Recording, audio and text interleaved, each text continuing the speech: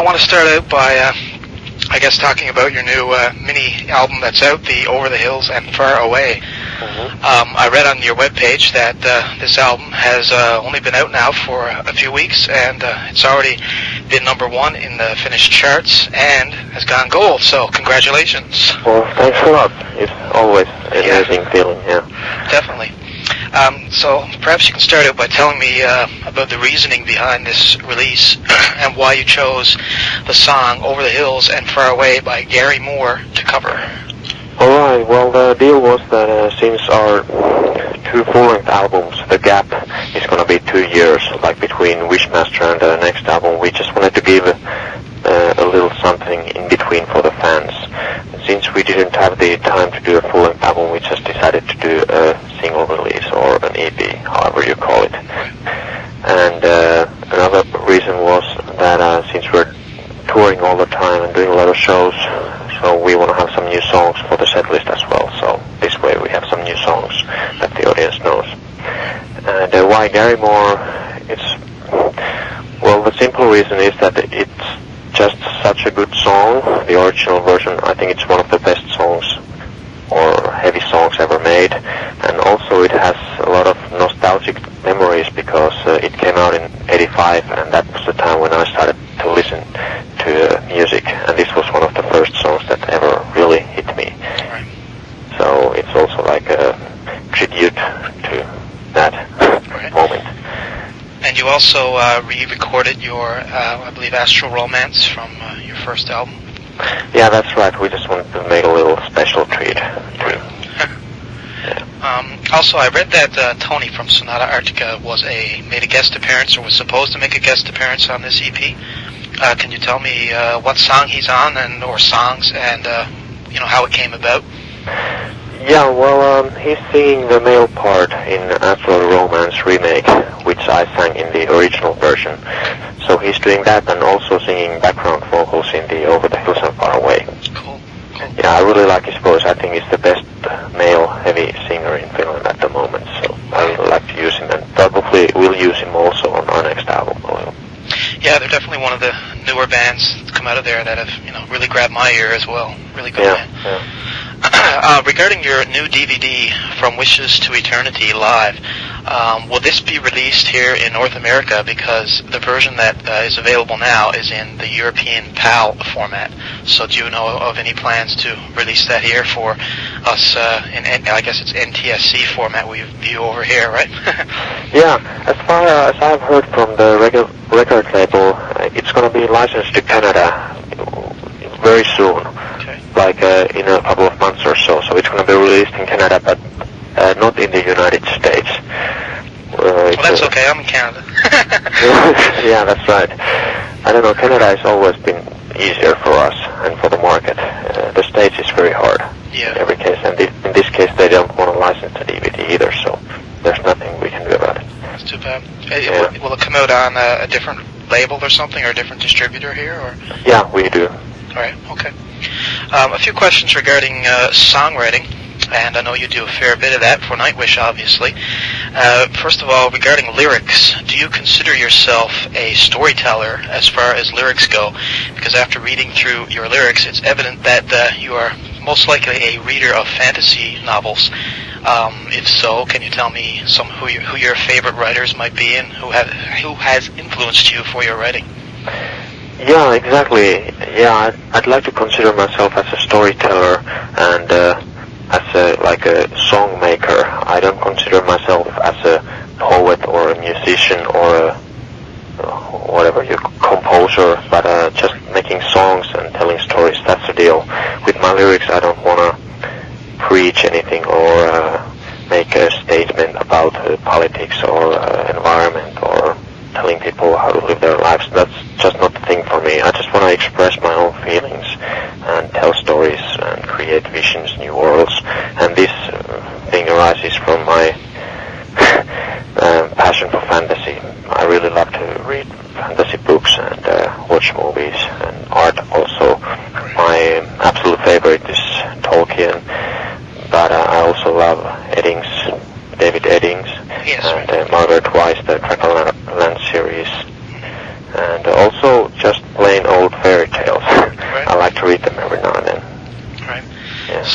I assume you've used some of that for inspiration for some of your songs. Have you based any on a book, or has it just been an influence? I think it's more like an influence. They are not really based on the book. I like to use some of the phrases or some of the terms, like, and make like a tribute songs. For example, Wishmaster is a direct tribute to Tolkien and Dragonlance books. Cool. And also there are some references, for example, in Elven Path, and some songs. Cool. I guess songwriting for you must be like it would be for anybody, kind of a great adventure. I was wondering which studio albums that you've done, what would you consider to be the toughest and most challenging as far as writing the lyrics and music? And I guess why also? I think Oceanborn was the hardest of them all, definitely. Because after Angels Fall First we had a little taste of success, and then I just started realizing the ability of this band and my talent of making songs. So the ambition grew, and we really wanted to show off with this album, so it gave us a lot of pressure. And I just remember the whole studio time and recording process was so terrible, the 2 months. And but after that we learned from the mistakes, and Wishmaster was much more fun. Right, cool. Can you tell me about your song creation process and how it usually works in Nightwish? Do you basically work out parts together, or are things done separately and brought to the whole band? Well, the thing is that I do all the basics of a song. At first I always must have the idea or like the concept of a song, what this song is going to be about. Right. And after that I start creating the music for that certain concept that I have in mind. And after I have made the basic structure for the song, I introduce it to the other band members, and we practice it and we arrange it a lot. This process takes a lot of time, and when we have arranged the song, that's when I write the final lyrics. Right. And do you write all your, the sketch, the outline of the song, do you write that on keyboards, or do you play guitar at all when you're writing? Or? Very little guitar. I know like the basic guitar chords and some of the techniques, so sometimes I use my acoustic guitar, but basically I do them all with my keyboard or my piano. Right. And how do you keep songwriting challenging, such as what time of day do you believe you've been blessed with your most inspirational ideas, and what type of environment do you require around you when you're composing songs? Well, it differs a lot. I don't it's not about the time of the day or the place or anything like that. You just have to have a strong emotion going on. Either you feel real happy or you feel real pissed or sparks or whatever. Yeah. But you have to have this emotion. It doesn't matter what time of the day or where you are. Right. And here's one that I don't know if from the inside you'll be able to answer this, but in your opinion, what elements in a Nightwish song actually make that song sound like a Nightwish song? What elements make Nightwish song? What differs, I guess, what is in a Nightwish song that would differ you from, another, melodic type metal band or something?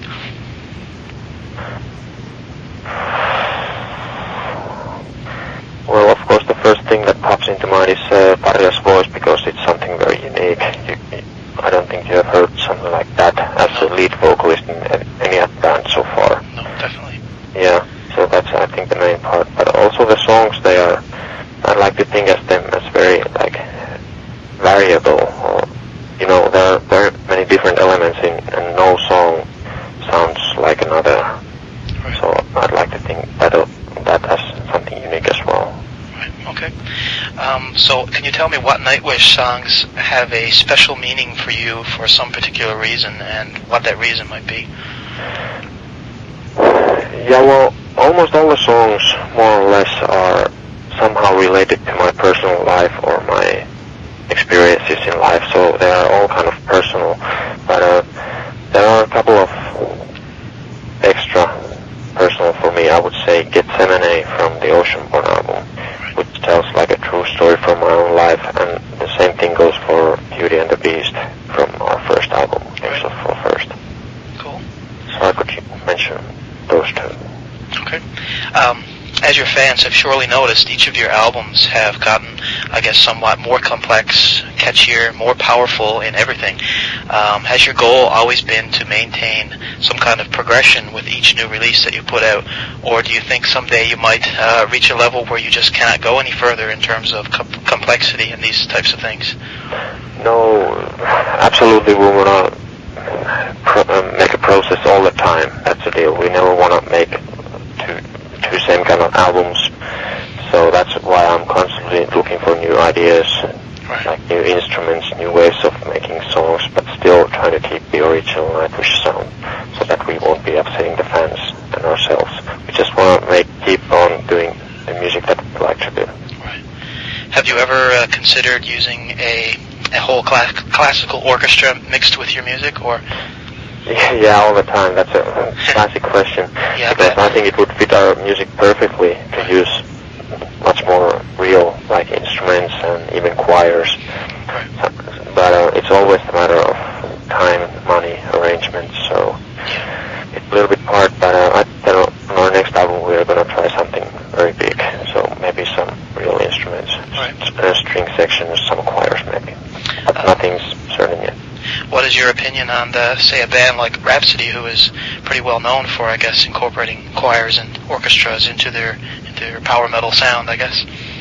Yeah, I think it's very good that bands are trying to find these new elements and bringing the classical music like this back alive. So, for example, I personally love Rhapsody. I think they're great, so all the best for them. Yeah, cool. A few questions now, I guess, regarding the successes you've had. When you first started out, did you ever dream of the success and fame, I guess, that would come with being in Nightwish that you've achieved in the past couple years? I think we're one of the only bands who can honestly say that we never expected anything, never dreamt of success, because the whole idea was just a project band to go to the studio and make a few songs just for fun. And somehow the demo ended up to a record label, and suddenly we had a deal, and in 2 years we have started selling gold and touring all the time. So it all just got out of hand, and we're just going with the flow and trying the best we can. So when you started out at day one, you were not obviously the same as you are now in terms of your music. I was wondering if you could speak a little bit about the progression in the band and how you went from, I guess, when you first started, you weren't really even metal. I guess it was more acoustic guitar and Tarja's voice and your keyboards and things like that. But you ended up becoming, I guess, known now as more of a melodic metal band. So was that something planned, or did it just kind of happen that way? The whole plan was that Nightwish was supposed to be this acoustic mood music project band, because at that time, and I still do, I really like acoustic bands, acoustic music like Celtic music and stuff like this, Vangelis film music soundtracks. So I just wanted to do something similar to that. But after our first demo, I don't know what really happened. Maybe it was Tarja's voice, because it was so strong, and when you only have acoustic guitar and piano in the background, it sounds kind of funny. And also, since all the guys in the band, we had a metal background, so we just wanted to go back and do it the safe way, because we all knew the metal. So I think that's the story. Okay. What is your opinion on why Nightwish is able to tour not only throughout Europe but most of South America, while you have yet to do a tour in North America? Yeah, you tell me if you know. I wish. I don't know. People are, all over the world, they're constantly looking for something new sound. That fits in music as well. They're looking for something new, and there's some kind of melodic metal trend going on right now. So I think we hit the right timing in that matter. But there are two hard markets for us, and that's the United States and Japan. And Japan, I believe, is the problem that they're kind of conservative people at heart. In metal they require a male singer, and this traditional Stratovarius Halloween style metal. And I don't know about the USA. Maybe there's too much information in our music or something for them. do you have any idea of what your album sales are like in North America, or or do you even need to worry about cracking, I guess, into the North American market since you've been doing so well in the rest of the world? Yeah, well, of course we want to break a little bit also in the States, because there are a couple of Finnish bands like Amorphis, which is doing pretty good in the United States. Yeah. So there's always the hope. But our records were released only last February in the United States, so far we haven't heard anything from how it's going on. Not very well, I think. You did manage to play a show, I believe, last year in Montreal, in Canada. Yep. So that's the only show I believe you have done over here, isn't it? Yeah, actually we did 2 shows. In Montreal, yeah. In consecutive days in Montreal, and it was fantastic. Again, we had no expectations at all. I didn't even know that our records were released in Canada, and suddenly they asked us to come there and play. So I was really overwhelmed by it. And the first show, it was sold out, like 1,800 people or something, so it was fantastic. And people really knew us too. They knew the songs and were singing along, so Cool. It was a real breakthrough. Any chance of making another trip to Canada anytime soon, maybe? Yeah, well, they already offered us a show in like August or September, but there's no way we can do it because we're doing so much touring elsewhere at the time. So I think it's going to be next summer at the earliest. Right, cool. After next album. Okay. But we're definitely going to come back because it was a fantastic experience for us. Yeah, I heard the rumor that you might be coming here in August, September, and I was kind of hoping, but I also then heard just a week or two ago that it was not going to happen because of schedules. Too bad. Yeah, it's too bad. Someday, hopefully. Yeah, I'm sure someday. Yeah. I can promise that. A couple quick questions about regarding, I guess, classical music. I've read that your vocalist has obviously studied classical music and opera. I was wondering if she is still continuing those studies, or has metal completely taken her? No, definitely not. It goes like 50-50 for her. She really is into this opera thing, and she really loves Nightwish. So she's just doing both, walking hand in hand, you know. And it's a fact that her classical studies have suffered a lot because of Nightwish, because we're touring all the time and she cannot concentrate. So now she has told that she's going to take a little bit more time for this classical next year. That's just fine with us, but it's not going to affect the work of Nightwish in any way. Right. And how about yourself? Do you listen to or try to play any classical music yourself, or are your tastes a bit different than that? Well, I used to play classical piano and classical clarinet a lot actually, and I also listen to classical music, but I kind of grew out of that. I don't listen to classical music at all anymore at home. I'm more like a film score and soundtrack kind of guy. Right. Yeah. And do you listen to any metal yourself, or you kind of stay away from that? Well, I listen some, not as much as this film music, new age stuff, but every now and then I do, and I follow the scene pretty close too. Yeah, definitely. Yeah. A couple questions now regarding, I guess, the beginnings of the band. When you started out, well, I already kind of mentioned when you started, you didn't have any plans to make this a melodic heavy metal band. It started out as like an acoustic project. I was wondering, when you did start including metal elements into your sound, did anyone say, well, wait a minute, what are we doing here? Or did your vocalist say, oh, hey, I thought we were going to be doing, acoustic stuff, and now you're doing the metal thing? Yeah, well, that we all agreed that after our first demo, which was totally acoustic, we all thought that, okay, this is kind of cool, but this is like real weird, and it's not any fun, so let's try to do something else. And everyone, was straight into it, and okay. Right. So no problem there. Okay. One thing I've always wondered is, have you heard about any fans of people who like opera music, for example, hearing Nightwish and liking it, or does the hard-hitting drums and distorted guitars kind of scare them away?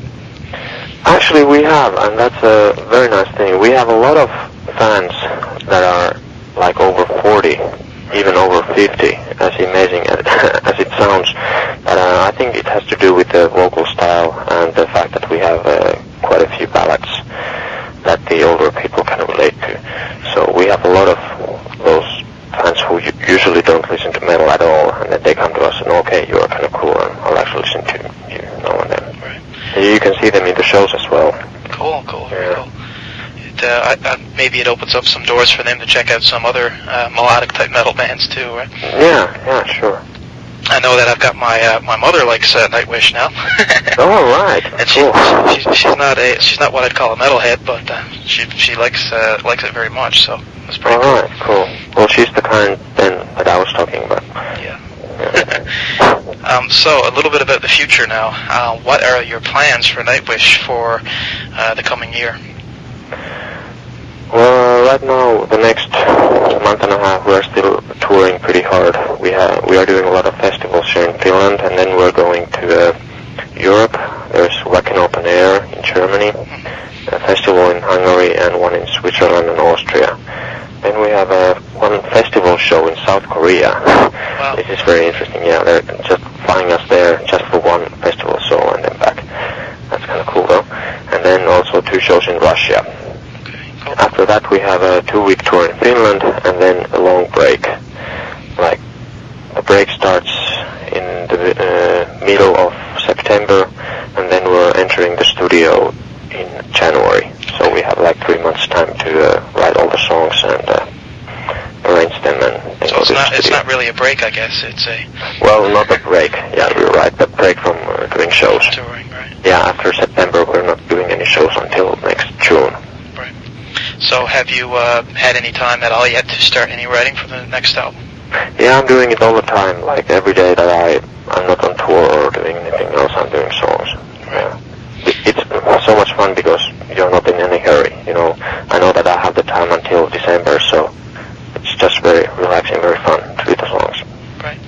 And any ideas yet on, that's been floating around on what types of sounds you might have on the next album, or is it still too early to talk about that?